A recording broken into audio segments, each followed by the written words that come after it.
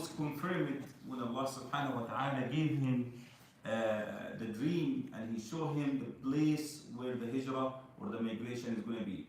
He said to them, أريد دار هجرتكم. Allah subhanahu wa ta'ala showed me the place that you're going to migrate to.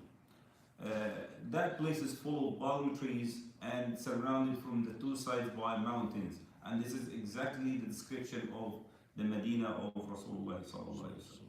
So he told the Muslims to start to migrate from Mecca to Medina, whether individually or groups, but they must leave as soon as possible. So the Muslims started to plan for the Hijrah. The first house to travel was Abu Salama and his wife. Abu Salama and Umm Salama, the first couple to travel to Hijrah. But subhanAllah, they started to move, and then the family of his wife stopped him, said, well, we cannot control you because you are a man of your own opinion and your own whatever you want to do to yourself, but this is our daughter. Although she's your wife, this is still belongs to our tribe. This is our daughter. You cannot take her and her son and go to wherever you want to go. We're not going to let this happen to her. We're scared that maybe some damage or some harm will happen to her, so she's going to stay with us. And they took her by force from him. And at that moment, he had to leave, or else the people of the disbelievers will catch him. So he left his wife and his son, and he continued his way to Hijrah because he's a strong believer. And this is a direct command from Allah subhanahu wa ta'ala and from the Messenger of Allah. So Hijrah was not an option. It was something obligatory. Everybody must migrate. And I'm going to tell you about the ayah that talks about this from the Quran now. So he left. He had to leave. He left. That's a hard choice. He left his wife, she's a Muslim, and he left his son, who was a little boy. So when he left, the family of his wife are taking their daughter, the wife, and the son. So after he left, his family showed up. They said, as long as you did this to our son, Abu Salama, that you blocked him from taking his wife and his son, so yes, take your daughter, but this is our son. That son belongs to our family. So they are pulling the son to the side, the mom's side, and the father's side are pulling him until they dislocated his arm. He has dislocation. So at the end, when they took the boy and they left. So the mother is in one place, the boy is in one place, and the father migrated. It was not easy thing at all. And subhanAllah, the wife, she comes to the same spot. She leaves the home of her father and her brothers, and she comes to the same spot where they separated her from her husband, and she keeps crying the whole day, and then at night she goes to sleep. The second day she does the same thing for 1 full year. 1 full year. Until her family members started to feel sorry and bad for her. Said, no, we're killing her this way. That's not right. Then they said to her, you're free to go and catch your husband. Go to Medina. Wherever you want to go, go. So she started to prepare for traveling, to get a camel and everything, preparing herself to travel. Once the family of her husband heard about that they allowed her, they said, this is your son, take him as long as you're going to your husband. We allow that now. So she got her son, and she got the camel, and she was riding by herself, and she's traveling. See the strong belief, when somebody has some aim or a strong objective like this, what he's going to do. And this is a woman, she's not afraid or scared of traveling 500 kilometers. She's going to take by the camel. It's going to take days, and she has to camp at night by herself. It's not easy. But she's still determined to do it. So once she started to leave, just few minutes, a man was going to Medina. And this guy, subhanAllah, he was not a Muslim yet. Okay? Uthman ibn Talha. Uthman ibn Talha was not a Muslim yet, but he is a very noble man from the people of Mecca. So when he saw her, he said, where are you going by yourself? She said, I'm traveling, going to Medina. Why? She told him the story. He said, you know what? You cannot go by yourself. It's not safe. Let me take you there. And he accompanied her by his camel, and he went, guarded her until she started to see Medina right in front of her eyes. He said, this is your place, go. And he left. And that situation is written in the Islamic history for this man, how noble he is. And then later on, Allah subhanahu wa ta'ala gave him the blessing of being a Muslim, alhamdulillah. Because this man has a lot of good manners. So that's what happened. That's a story of one couple. Another story is for a man, his name is Suhaib al-Rumi. Suhaib, they call him Suhaib al-Rumi, al-Rumi the Roman, because he was white like the Europeans. And he was a slave. So slavery was common at the time, but it's not only to the black color, but also some white people were brought as slaves. Suhaib was a slave. He was brought to Mecca, and then a woman bought him, and they taught him some skills of making swords and spears, and this woman has like a shop for this, so he learned that since a young age until he became an expert. Everybody in Mecca is shopping from him, buying the swords and shields and spears from him, until he accepted Islam secretly. And then when the moment came that everybody's migrating, he was a free man before that, because when he was so good at work, his master told him, if you make that much money for me, and he gave him a number, you are free. So he gave him the money, he worked hard day and night until he made the money, and that's called mukataba, when they write a contract about it. Anyway, he was a free man, he started to work for his own, and he made good fortune, good money. And then at the moment when he's leaving, the people of Mecca surrounded him, and they stopped him and said, where are you going? جئتنا صعلوقا لا مال لك. You came to us a poor man who was broke, no money. And now, after you make a lot of money out of us, you want to live like that? He said, so the issue is the money? How about if I give you all my money? Would you let me go? They said, yes. He said, then I will give you all my money. And he told them about the place of the money, and he left. They let him go. Once the Prophet Muhammad saw him, before he even speaks a word, said, رَابِحَ الْبَيْعُ عَلَى يَحْيَى. You made a good deal, Abu Yahya.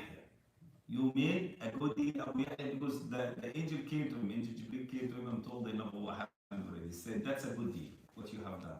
When you are putting your religion against the money, I would rather lose all the money in the world but keep my religion. That's what he did.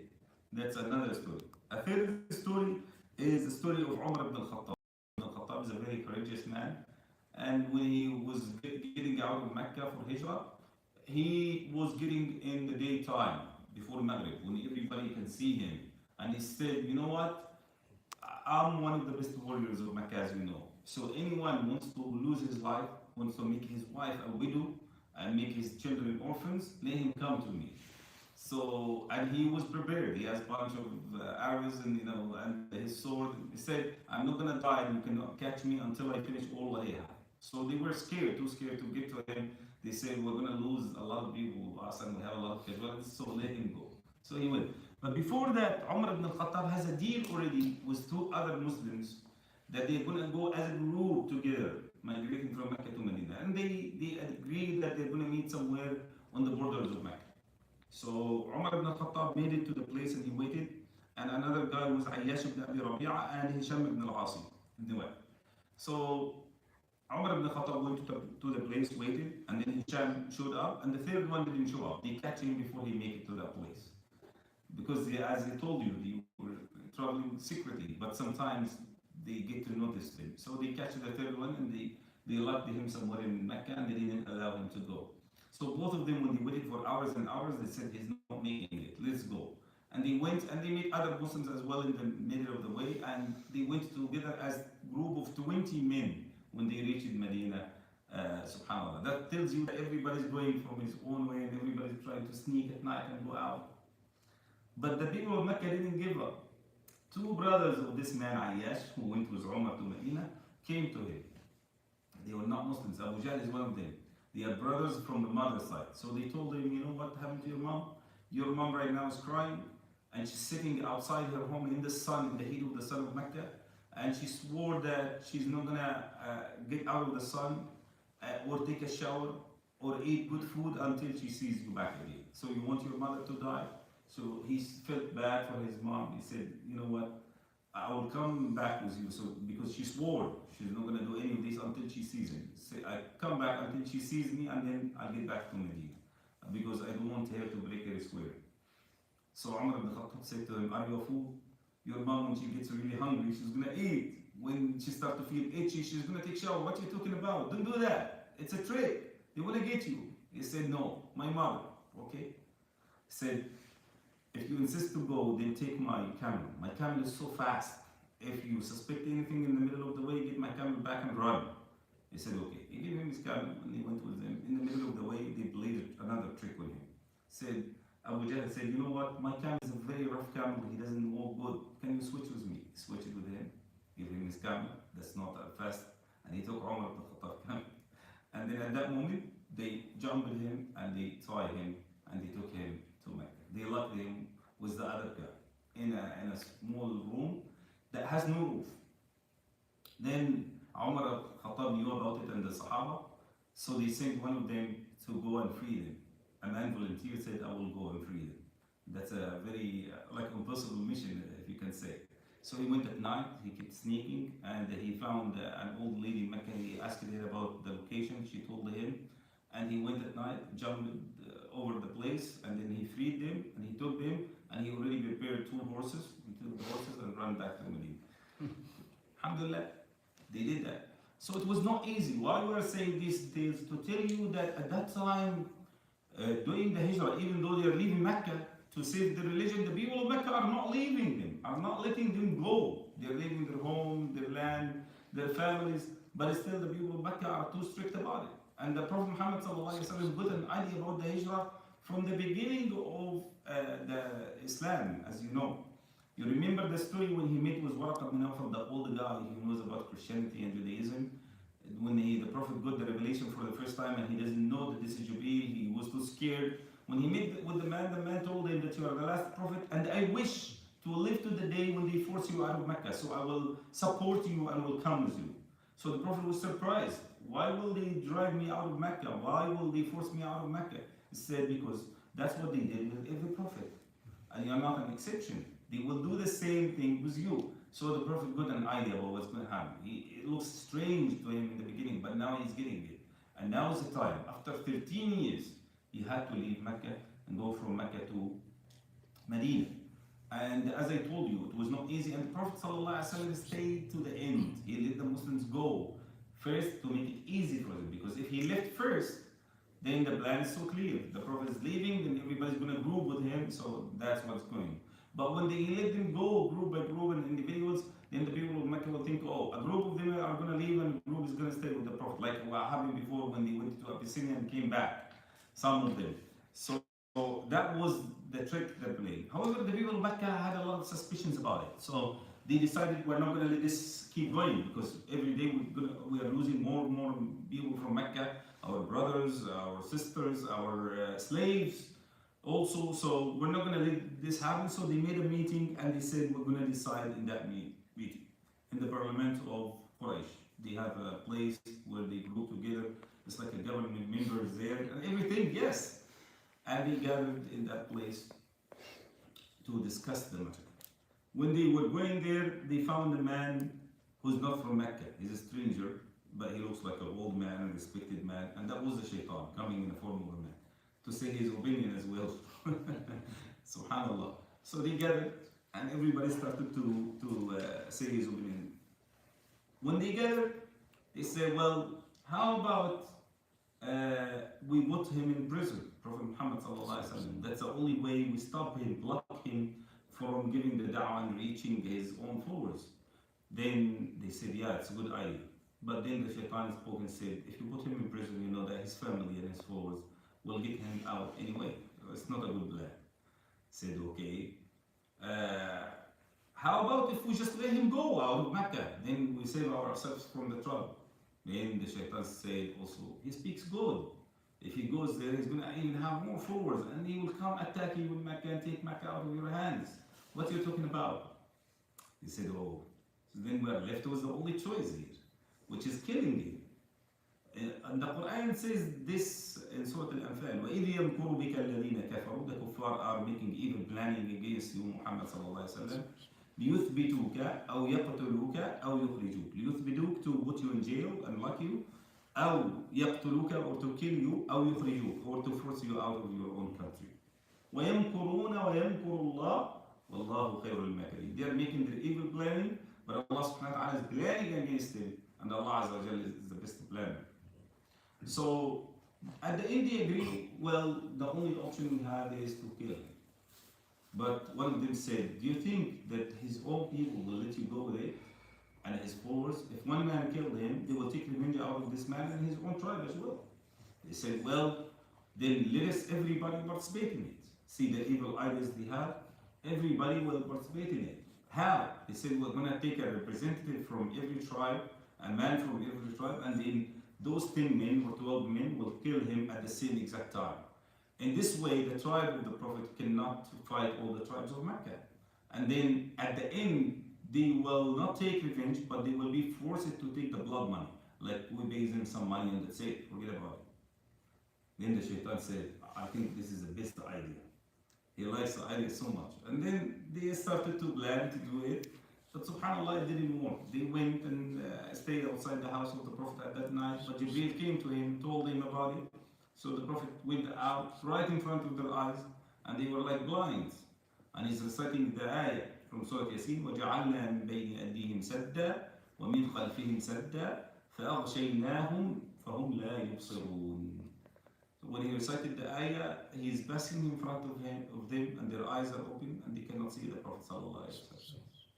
And in some narrations, it said that the Prophet Muhammad sallallahu alaihi wasallam took some dust from the floor and he put it on the top of the heads of those men when they are standing, as kind of shaming them for what they are doing. And then he left and he went to his friend Abu Bakr. Abu Bakr was ready. He already prepared 2 good camels and he was feeding them for a long time, as the narrations say, making them healthy and strong enough for the journey. And he already hired someone to be their guide in the middle of the desert, because you could get lost in the desert and die there, because they're not going to take the main route, they're going to take sub ways. So everything was planned. They are prepared for that. And then they took the journey. It was a long journey until they made it to Medina. There were a lot of risks, but Allah subhanahu wa ta'ala saved them, because they bought a prize, 100 camel. 100 camel, that's a fortune. You're talking about, if we're talking in nowadays language, a camel is like $3,000. And then 100, you're talking about $300,000, almost like half a million, for someone to catch the Prophet Muhammad and bring him whether alive or dead. So the people were trying hard. The one who got closer to that, a man, his name is Suraq ibn Malik. He kept asking people, and he found that 2 strangers passed from this place. So he went, he catch them in the middle of the way. But subhanAllah, when he get closer, the Prophet asked him, who you are? He said, Suraq. Why are you coming? He said, I'm coming to arrest you. He said, he cannot. Then he tried to get closer. His horse sank in the sand, and he flipped him down. Then the Prophet left, and then again he's trying for the second time. The same thing happened. Then he's the one who's asking the Prophet Muhammad sallallahu alaihi wasallam for peace. He said, Prophet of Allah, give me peace and save me. He said, okay, you are safe. He said, then the Prophet told him, I call you to Islam. He talked to him. Then the man said, I will accept Islam, but what price you're giving me? They're giving me a good price. He said, your price is when we take over the Persian Empire, you will take the bracelets of Kisra, the king. So the man was surprised and was in shock. Wow, Muslims are expecting to take over Persia one day, that's the biggest kingdom in the world. And then it happened. After the death of the Prophet Muhammad, he took over it, and Umar ibn al-Khattab remembered the promise of the Prophet to this man. He brought this man and he gave him the big bracelets of Kisra made out of gold and so special. He said, that's your gift that the Prophet told you that you're going to get one day. So this is part of the hardships that they have seen in the Hijrah. When Allah subhanahu wa ta'ala talked about those who are left behind and they're able to make the Hijrah, and I'm going to end with this. Some people didn't do the Hijrah, said, well, it's risky, we want to stay with our families, this and that. But the thing is, why Allah make it obligatory? Because the people who are going to be left behind will be forced to leave Islam. Since they don't have the Prophet with them, all the Muslims left, and we have few numbers of them left, it's not easy. Then Allah subhanahu wa ta'ala told about them. I said, إِنَّ الَّذِينَ تَوَفَّاهُمُ الْمَلَائِكَةُ ظَالِمِي أَنفُسِهِمْ. When the Malaika come to take their souls at the time of their death, and those people who have done injustice to themselves, قالوا فيما كنتم. Where have you been? What you were doing? قالوا كنا مستضعفين في الأرض. They said, oh, we have no power. We were overpowered by the disbelievers. We couldn't do anything. قالوا ألم تكن أرض الله واسعة فتهاجروا فيها. They tell them, we're not the land of Allah so spacious that you can migrate and go somewhere else where you can do your religion. So there is no excuse to someone who is feeling like he cannot practice his religion in his place. He must find another place and save his religion. There is no other interpretation for it. And then Allah subhanahu wa ta'ala made an exception for old men and for the women who had nobody to support and help them and little children. He gave them excuse until they are able to make it. جزاكم الله خيرا وصلى الله وسلم وبارك على نبينا محمد وعلى آله وصحبه وسلم.